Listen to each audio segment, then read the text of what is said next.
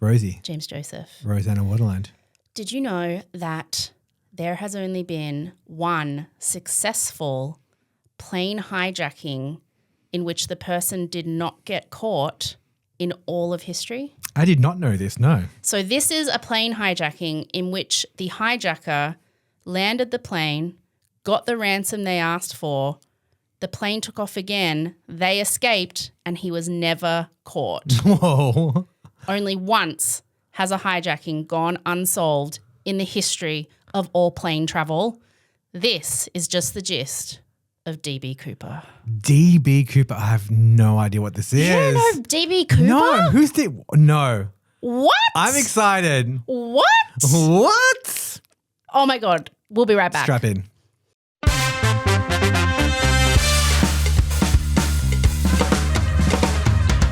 I can't believe you don't know who D.B Cooper is. I don't know who D.B Cooper is, I can't believe you don't know this story. No. Oh, No I thought idea. as soon as I started saying about the hijacking, you'd be like, oh, my God. No, I've got D.B. no Cooper. idea. This is so fresh to me. This is so Because a funny. plane hijacking would be very difficult. Yes. Like, you'd have to know how to fly a plane.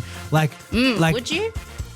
Would you? No, I think you. I feel like you probably would, because That's that could be why what like, he I'm not did was doing so it. genius. I feel like maybe you do, and then like you land. You have to land somewhere where there are people around, and then you have to get off, and then the plane takes off again. Like I think it's very complicated to like hijack a plane. Well, maybe that's why only one guy ever got away Yeah. with it. And the reason I thought to do this episode is because I've been watching a lot of Mad Men in the background while I've been working the last week. And there was for a while some speculation when Mad Men was on TV that this whole show is going to end with them saying like he's D.B. Cooper and he takes off on the plane and is never found again. Who is? Donald Draper. Oh yes. Yeah. Like that was at the time, people were like, can you Really? imagine if Donald Draper just, because he kind of, I would say John Hamm a little bit looks like the sketches of Yeah. D.B. Cooper. And a lot of people when Mad Men was out were like, oh my God, imagine if the whole show ends with him just like getting on this Hijacking a plane. plane and then he's D.B. Cooper. Like, Wow. but doesn't actually happen at the end of Mad Men, but it would have been cool. And that's just what made me think of this episode again. And it was I actually started thinking about it a few months ago too, because it was first recommended back in OG JTG by one of our younger fans, Tom, who was in year 7 at the time. Oh. And then he came and stopped on the Broken Brains book tour. And he was like, do you remember I recommended D.B. Cooper? Oh, and really? I was like, what? Yes. So like That's amazing. long-time OG JTG fan.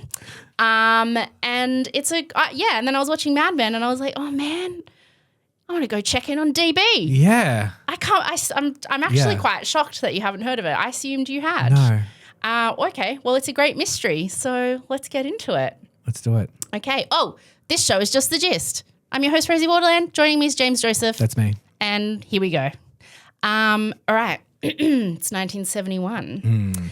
And that's why people thought Mad Men might end that way, because that's kind of the time frame. Like it starts in 1960, ends going into 1970. And everyone was like, Could you imagine? Don Draper is D.B. Cooper.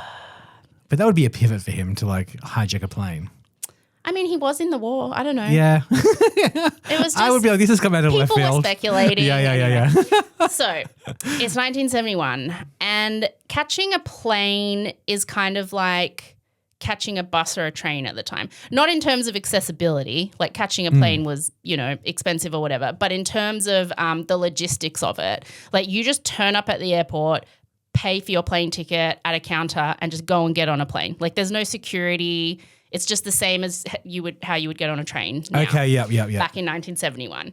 But that meant like plane hijackings, not sure why they didn't learn from it at the time, were really, really common. Really? Yes, plane hijackings were really common. Just people saying, I've got a bomb, like land this plane, bring me a bag of money, fly me to Mexico. There were also a lot of people at the time because of the what was it? What was the official name for when the embargo between US and Cuba? Mm-hmm. So there were a lot of Cuban nationals who would hijack planes just to fly home to Cuba because they had Okay, no other way yeah. of getting there. Didn't hurt anyone, landed in Cuba, and then were like, okay, Thanks, guys. you can take it back now kind of thing. Yeah. But I mean, all these people got caught mainly, except for the Cubans, because nobody had ever really thought it all the way through. Like they'd sort of get to Mexico with their money and then the police would surround the plane and they'd be like, I didn't think that they'd about be here. But between 1968 and 1972, there was a plane hijacking every 5 days. What? Like it was just really common. And so Imagine on your Jetstar flights being like, not again. Like I've got an appointment to get to. kind of. How irritating. Like, they thought about putting an air marshal on every plane in the country, but there was literally hundreds of flights and like every day, and so it just wasn't possible to have that much security. Do they actually do that these days? You know how in movies they're like, there's an air marshal. Secret air marshal. Yeah. I think the reason they say it's a secret is because they don't want to pay for as many as it's like when I worked at Cotton On and they told us there were security cameras, and then one day I accidentally knocked one when I was putting something up, and it was just an empty shell because I think it was just the fear of the camera rather than actually having having like threat. There's an air marshal every plane. They but say there's not air marshal's really. a secret because it's like they're not really there. Yeah. But they kind of just had to because they couldn't afford air marshals on every plane, they kind of just decided to let these hijackings play out and then catch the hijacker at the like end point, like for example, Mexico or whatever. So they'd be arrested and that'd be that. And flight crew involved often said actually it was kind of a bit of fun in the end because you'd all spend a couple of days in Mexico and you'd get pissed on the flight home, you'd get a break, and then, it was just kind of like it was an odd thing that it didn't seem like any of the people doing it had any kind of plan that actually made it dangerous. It was more of an inconvenience. Yes. Yeah. So the hijackings were kind of super common at this time, but nobody had cracked how to do it without getting caught really until 1971, along comes D.B Cooper. So it's Thanksgiving Eve, which is the end of November in the US, and a man goes up to the counter at Portland Airport and buys a one-way ticket to Seattle, which is only a 30-minute flight. So in Australia, that is like the Sydney to Dubbo flight, which I did once. It was very weird. Yeah, that's 30 odd. minutes. Wow. It's basically like a private plane, but it's like a Qantas plane. It's so odd. He puts his name down as Dan Cooper, but you don't actually have to show ID or anything. So who knows if that's actually his name. Witnesses later said he looked about mid-40s. He's wearing a business suit with a tie. He's got a beige trench raincoat on and he's carrying a briefcase. So very Mad Men, like very Mad Men style. He takes his seat on the plane and he orders a bourbon and soda. He's pretty much chain smoking the whole time. He sits in the back row on his own as the plane is only 1/3 full. So when he chooses to go up the back, no one else really does that if the plane isn't chockers. So he's pretty much by himself up the back. Just as the flight is taking off at about 3 p.m., he hands one of the flight attendants called Florence a note. And this was the age in which flight attendants all had to be contractually very attractive. Like when you signed your contract to be a flight attendant, you had to agree that if you got married, you would retire, that you would not fluctuate weight by 5 kilos either way, up or down. Like there were all these really strict rules for female flight attendants. So they got hit on all the time. That was part of their job. So when he hands Florence this note, she just assumes she's getting given a number. Yeah. So she just puts it in her pocket without even looking at it. And he flags her down after a minute and he says, "Miss, you better look at that note. I've got a bomb." And she freaks out and gives the note to the other flight attendant called Tina, who reads it. And she says she can't remember exactly what it said because in one of the first signs that D.B Cooper was smarter than other hijackers, once she read it, he made her give it back to him because he wasn't going to leave any handwriting samples or fingerprints. He was really conscious of leaving fingerprints. So she says the note pretty much said something like, "I have a bomb. This is a hijacking. Come and sit next to me." So Tina goes and sits next to him and he opens his briefcase and inside she sees what she says is a very movie-looking bomb, like a whole bunch of red dynamite type sticks, and I'm imagining a big alarm clock, like that kind of thing, like wires and everything, some kind of battery. He closes the briefcase and he tells Tina what he wants, $200,000 in $20 bills in a backpack. He wants 4 parachutes, 2 primary ones and 2 reserve ones. He wants a fuel truck waiting at Seattle Airport to refuel them for another takeoff when they get to Seattle. So she goes to the cockpit and she tells the pilots in the cockpit. When she gets back, he has put on dark sunglasses and she said he's just calmly sitting there. He orders another drink from Tina and he pays his tab and offers to tip her. And she's like, no, we're not allowed to take tips actually. And he's like, oh, okay. Like they're just having polite conversation. Maybe just don't kill us instead. That'd be really lovely. She says he looks out the window and is talking politely about what they're flying over. So he seems to know the area.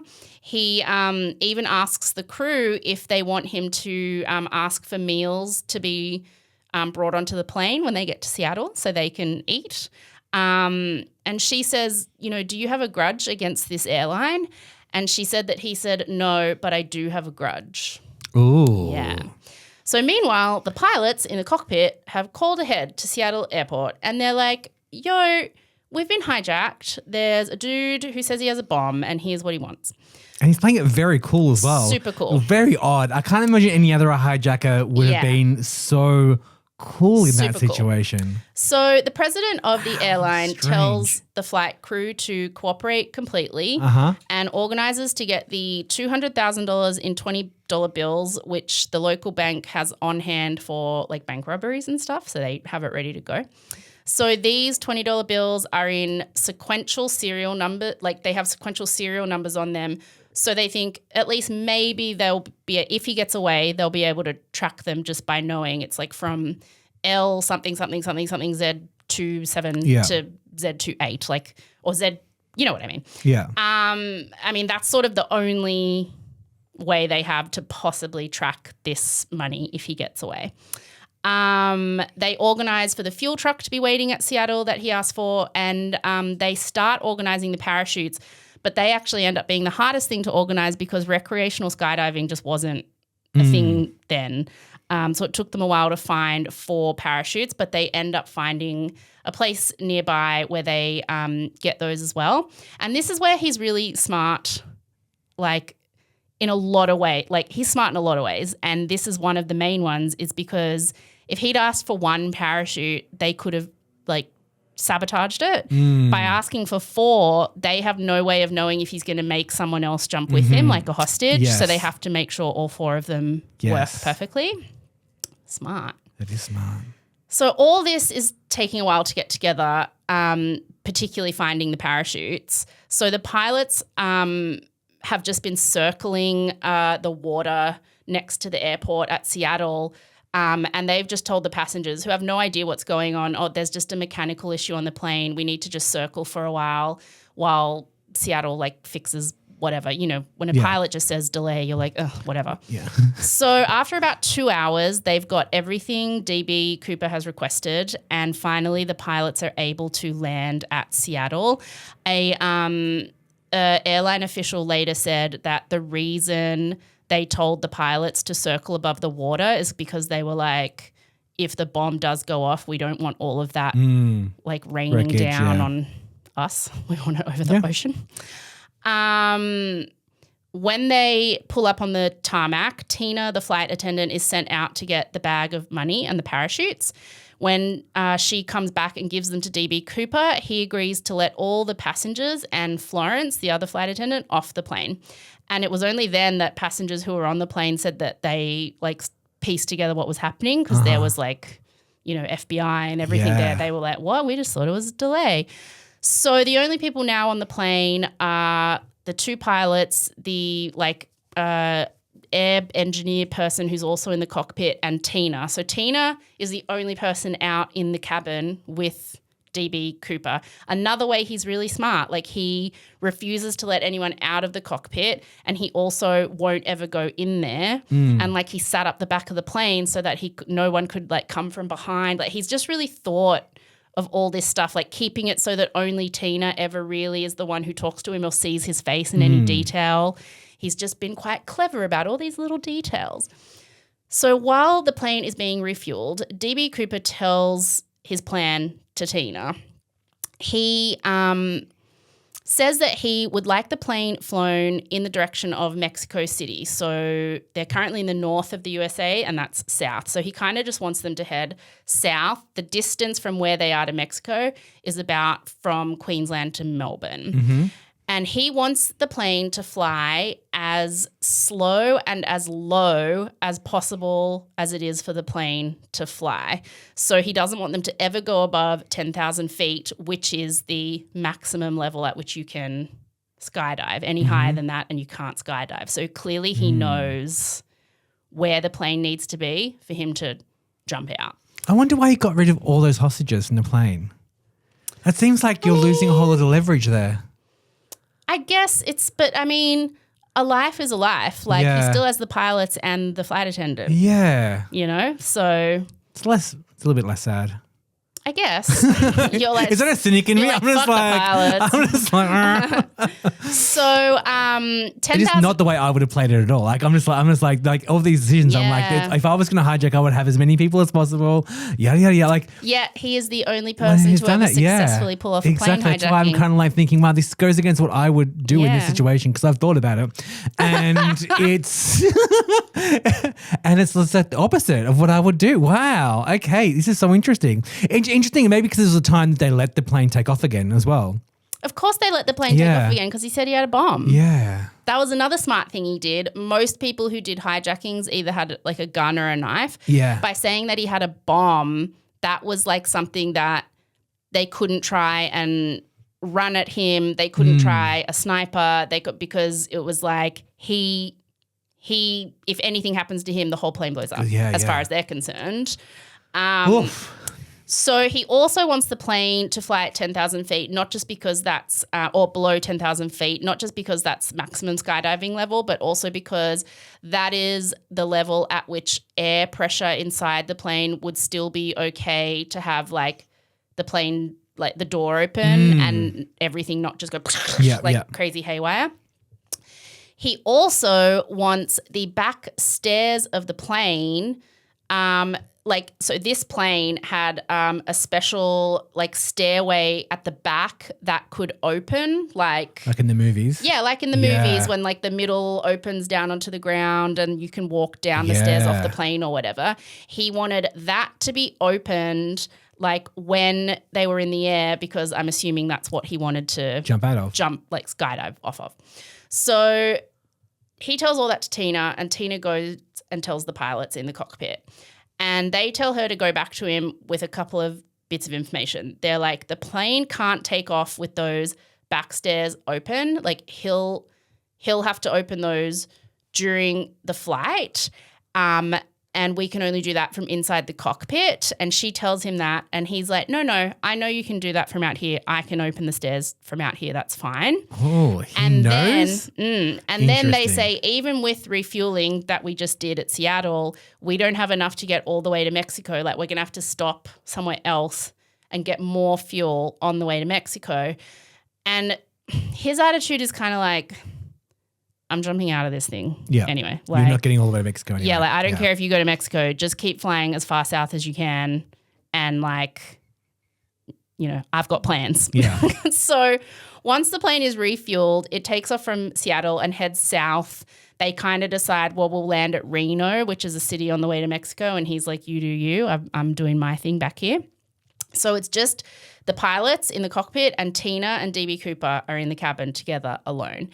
And Tina sees him cutting up one of the parachutes to tie the bag of money to himself because they hadn't brought it in a backpack. They'd brought it in like a duffel bag so he can't like wear it.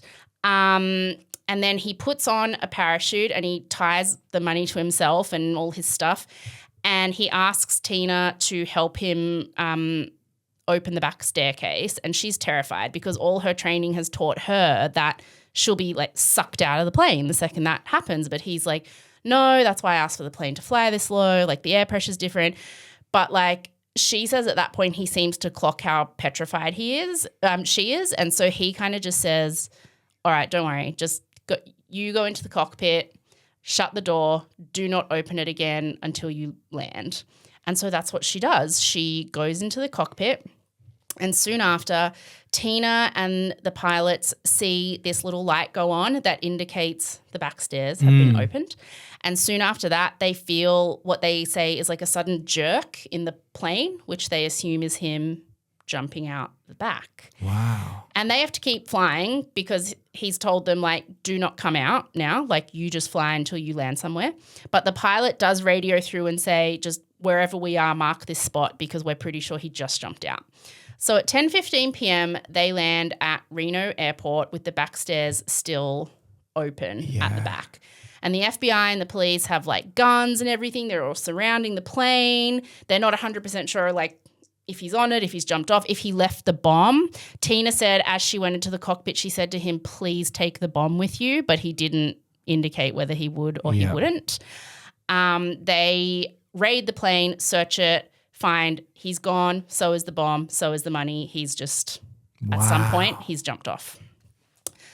So all they find left is he had a clip-on tie that he'd removed just before he jumped, and the cigarettes he'd smoked in the ashtray at his chair, but he'd handled them in a way that his fingerprints weren't on anything. So he didn't know, or at least nobody really knew or thought it was important about DNA then, but fingerprints, he had been very careful about not leaving them on anything, including asking for the notes back and all that kind of stuff. So authorities immediately start searching on the ground, like where they think he jumped, but there's just no trace of him. It's the middle of the night as well. It's hard for them to really search properly this, like, right when they think he jumped. They have to wait until the next day. There's a couple of theories for why they can't really find anything. One is that, like, maybe he was burned up by the back engine when he jumped out, but they did a bunch of tests with dummies and stuff and found that it wouldn't have happened that way. The other theory is that he jumped and died or jumped and survived, but it was just impossible to find anything because the area was so vast. It was like wilderness. They were also a bit off course because when they left Seattle, the plan had been we're flying to Mexico, but then they figured out they couldn't get that far, and so they sort of decided to go to Reno. But when they'd said, like, I'll mark this spot, the pilots and the people on the ground had different ideas about where they were. Like, they just sort of hadn't – he had said mark this spot, but – hard to pin back. It was hard to pinpoint where it was like a needle in a haystack, basically. Like, they just couldn't find anything. And I suppose the plane was small, so maybe they could feel that him jumping, like I mean, it wasn't that small. It was like a passenger plane. Like, would you feel that though? Like, or would you mistake that for any kind of turbulence? I mean, I think maybe if someone was standing on that sort of dangling staircase ramp and then jumped off that, maybe. I don't know. I don't know. They sent, like, fancy kind of fighter jets to fly like sort of above where the plane had, like, flown to try and spot where he jumped, but they just couldn't see anything. It was, like, too dark. Most planes went too fast to even do a proper search of where they thought it might be. It was kind of a needle in a haystack situation. Amazing. It was also November, which in the US is winter, so it was snowing. It was really cold. They were like, if he survived that jump, he probably would have died in the elements. Like, he asked for parachutes, but he didn't ask for a helmet. He had, like, loafers on, not proper shoes. And he seemed quite kind of, like, vague in terms of where, like, he was like, fly south. I don't care if you change to Reno. I don't care. Like, wouldn't you think that you'd jump somewhere where you know the place, or you got someone to pick you up or something like that? He didn't seem like he was specific about where he was going to jump. And, like, they searched everywhere, sort of the flight path. They really did try to search really thoroughly where the plane had been, where he might have landed, and everyone just thought it was very strange that they didn't find anything, like, not a parachute, not a body, not a shoe, just they were like, nothing. Could he have still been on the plane? No. Okay. I don't think so. I was like, is that where we're going? No, okay, that's not where we're going. I had never even considered that. Maybe it was then. So when, this was a big story in the news because even though these hijackings all happened all the time, people got caught. Yeah. And this guy was just gone. And then everyone was like, well, they'll find his body. Then they didn't. And everyone was like, oh my God, he got away with it. Yeah. Like he got away with the 200K. And that's when he became a bit of a kind of folk hero. And it's like was helped along by it. There's a very famous sketch of him. You might recognize this sketch based on Tina's description. So that's him. Oh. He put on the sunglasses about halfway through the flight, but that's, I've never seen You that have before. not. It's such a famous criminal sketch. No. Headshot sketch. Never seen that before. So just that image plus the fact he kind of got away with it.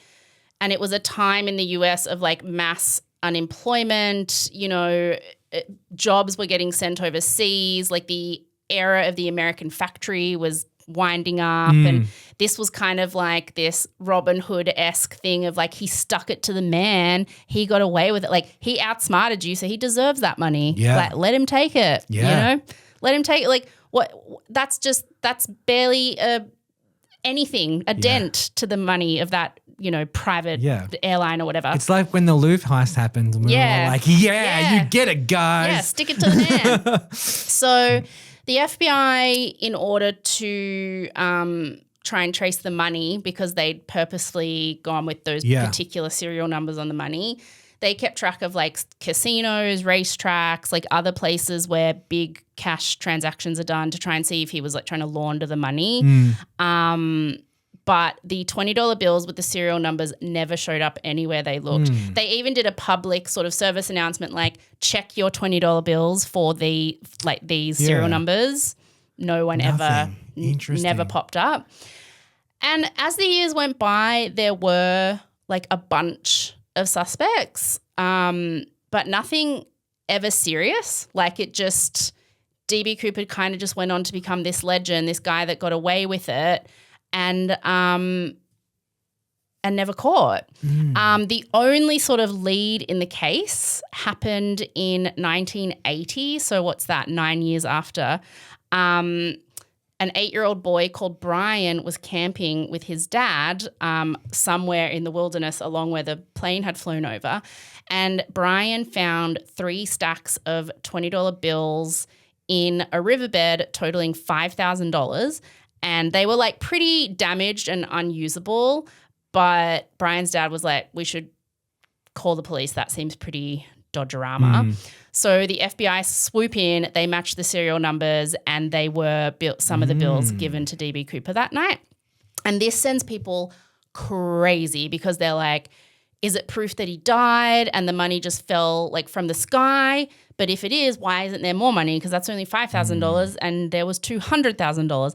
And then they were like, did he bury this money later to throw people off the trail? Like, because scientists tested the riverbed and they found a clear bit of sediment that dated to 1974, so 2 years after the hijacking. And this stack of money had been found on top of that, indicating that it had been buried later.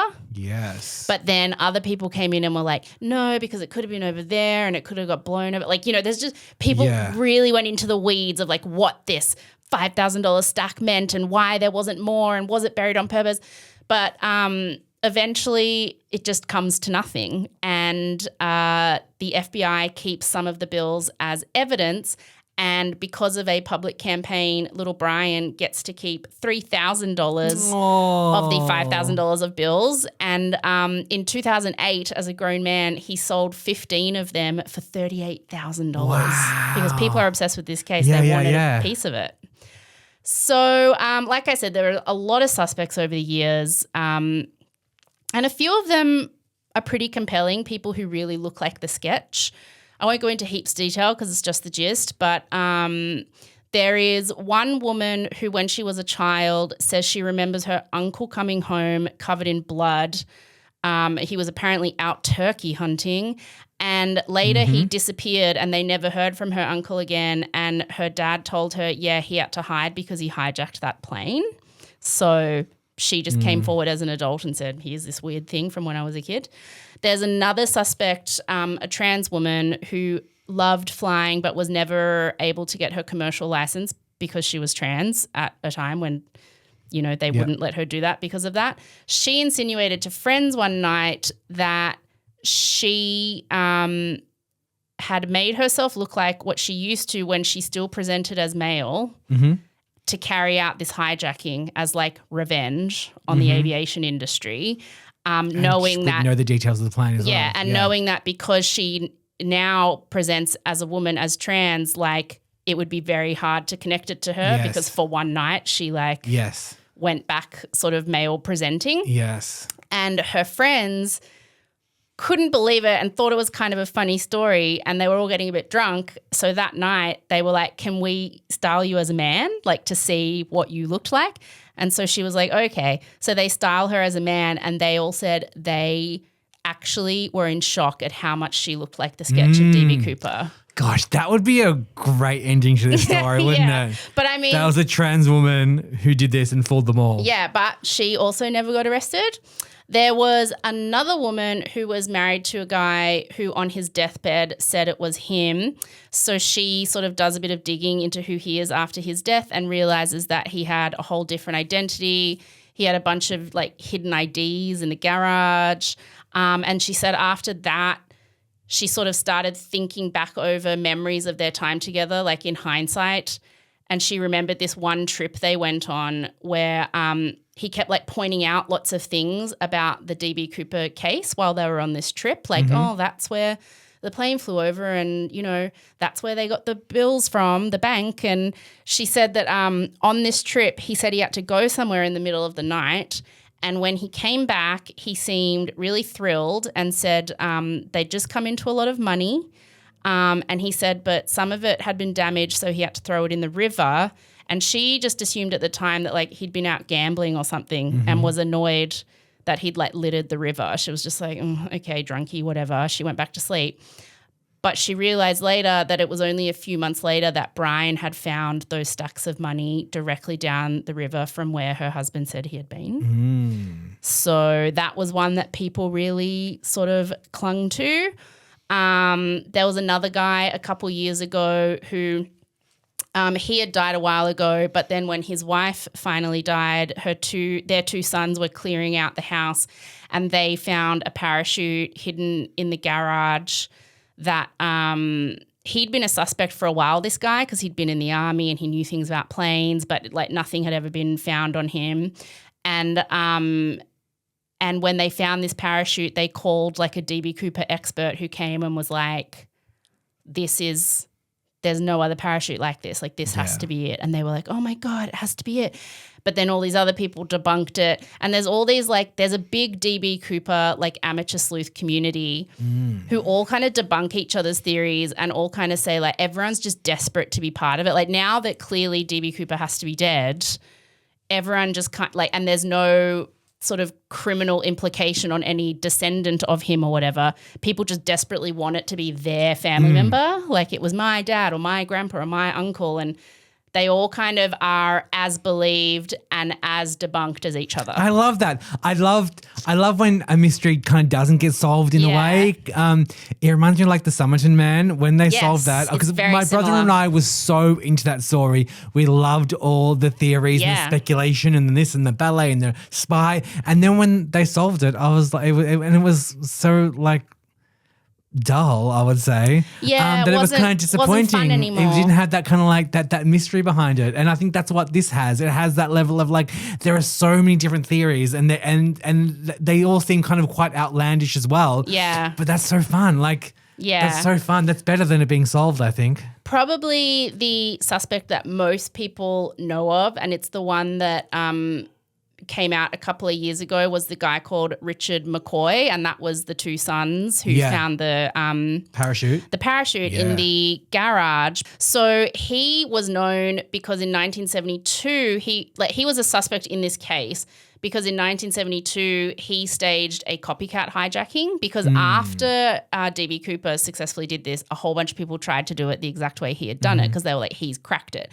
Everybody got caught. This guy Richard McCoy pretty much did his hijacking identically to D.B Cooper. He asked for $500,000. He got away with the whole thing, but then when he jumped out of the plane, he got arrested, he got sent to prison, but then he escaped prison and he had this whole thing. He was tracked down and, you know, like he was a criminal. He kind of successfully did the hijacking. He only got caught a few days after he landed the parachute, but he did it. Yeah, but the original guy wouldn't have done it twice. Like the original guy felt like he would have done it and he was classy. And that's why the reason he was a suspect is because he had done it almost identically. He was the only person who got that far, like actually jumped out of the plane, successfully landed, was only caught a couple days later.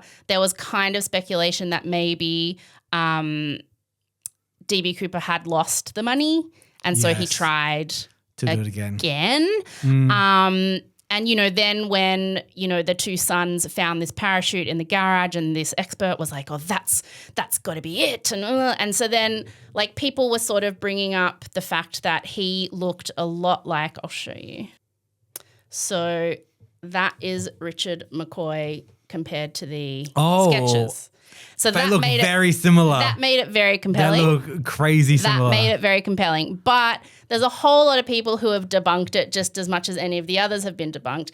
And if you look at him, to be honest, it's just a very kind of, and you know, only because I've been watching Mad Men, it's a very white guy in the early 70s, like coming off the 60s. Yeah. People say that's why when Mad Men was on and Don Draper was this mysterious character, you could even say it looks like John Hamm. Yeah, yeah. Like it's just a generic white dude with that sort of comb over 60s hair. Yeah. So, I mean, Richard McCoy is probably the main one and also the most recent one that people got most excited about because I think it was 2021 when his sons found the parachute.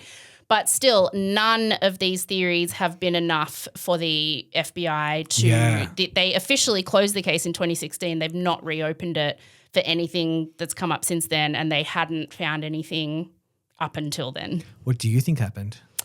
I like to think it's someone who got away with it. Yeah. Because I think they would have found him. I think the money that they found, if he had died in some way, that money, that was the $5,000 that was found 9 years later, they would have found more. Why did they only find $5,000? They would have found clothing, the parachute, bits and pieces. I mean, this is just someone who clearly knew what to do. And this is, again, like why the FBI really assumed it had to have been someone in the army, and Richard McCoy had served in the army, because there were certain things like the way those stairs went down at the back of the plane. That was like a feature of only 727 planes at the time. And 727 planes, before they were passenger planes, were used in the Vietnam War. Okay. And they were used because the back stairs opened and you could, you know, soldiers could jump out of it, you could drop bombs out the back or whatever while the plane was flying. The only people who knew that door could be opened from the cabin and didn't need a button in the cockpit were people who had been in the war. In fact, the CIA and the military had specifically made it a requirement that if they were going to convert all these planes into passenger planes that airlines could buy, they didn't even tell the pilots. Nobody knew that you could open that staircase from the cabin unless you were someone who had been in the army and you knew that classified information.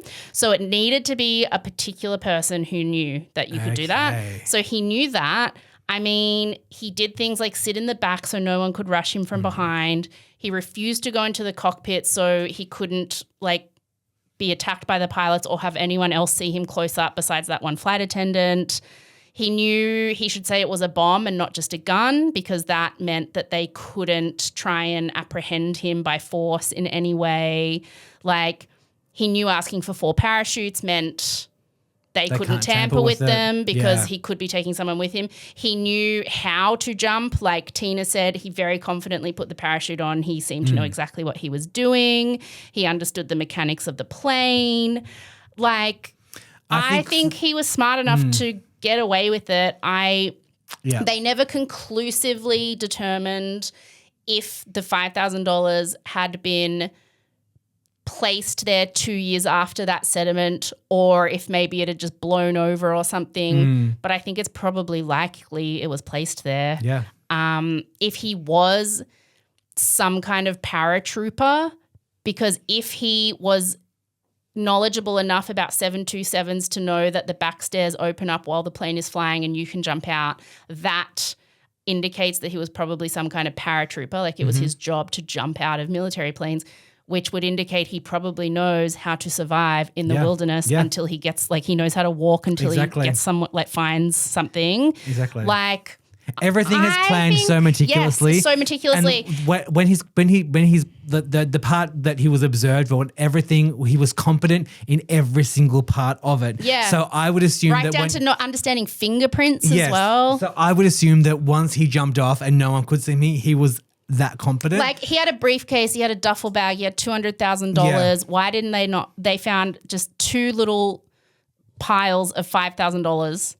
Come on. Yeah, I think he knew exactly They would have what found he something was else. doing. He was confident that when he jumped, whatever area he landed in, he knew how to get He to a knew how to town. get somewhere. He knew how to get somewhere. He was a Yeah. survivalist. That's why he said to them, just go south. It doesn't really matter. Just fly the way you would fly to Mexico, because I think he probably had some understanding of wherever I get dropped off between here and Mexico, there's a town close enough. And maybe there's a river that I follow to get blah, blah, blah, and I just have to wait for that river and follow it down. There was DNA that he probably didn't know to be worried about because he was so worried about everything else. There was one hair on his headrest and there was obviously DNA on the cigarette butts. He'd, like, been very careful not to put his fingerprints on them. But and there's a lot of conspiracy theories because of this.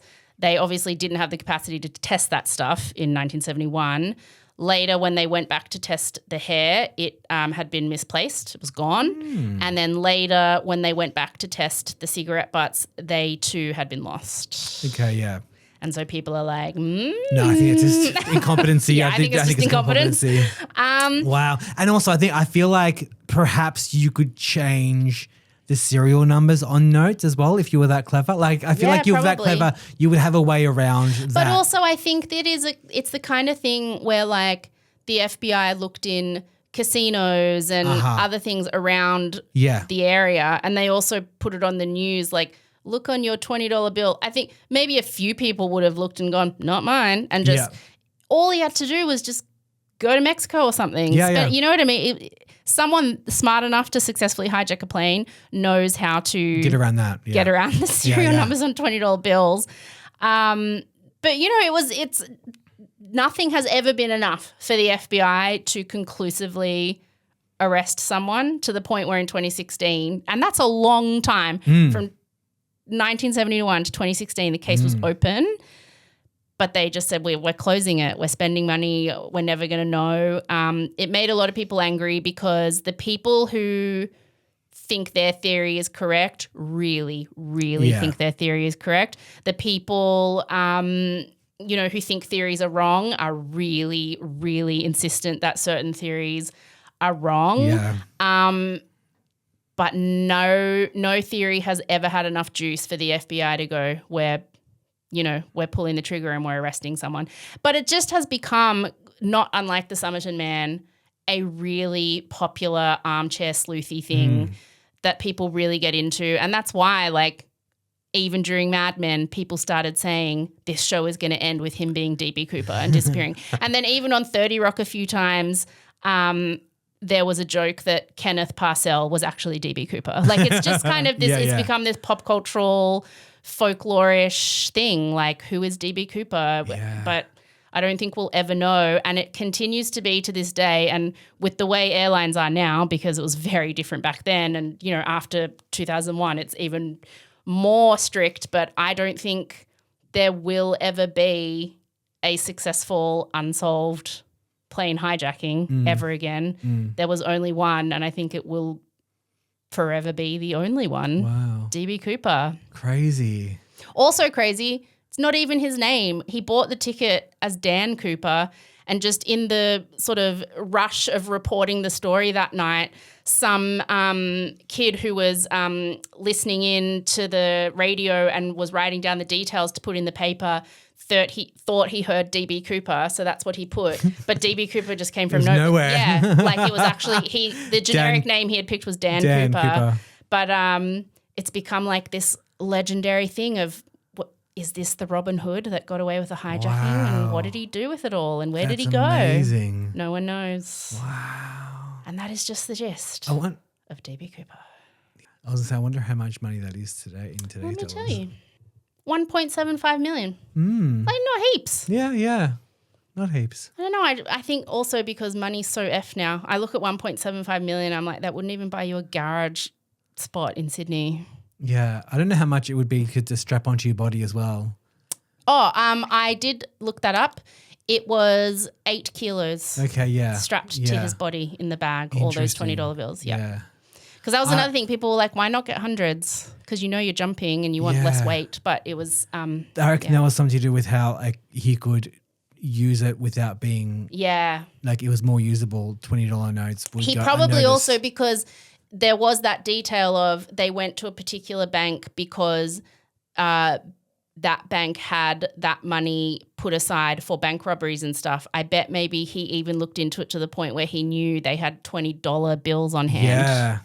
Because he seemed to have looked up everything. Oh, so This guy smart. was good. Yeah. He was smart. Yeah, it was like Ocean's 11 kind of stuff. Super duper, super duper Ocean's 11. So, I mean, it's the kind of thing, there are so many Reddit threads, so many documentaries, like you can go deep on this one. And I don't think it will ever be solved. Yeah. Like the Somerton man was, like this one, I don't think will be. Yeah, I think it's, going to be fun forever. Wow.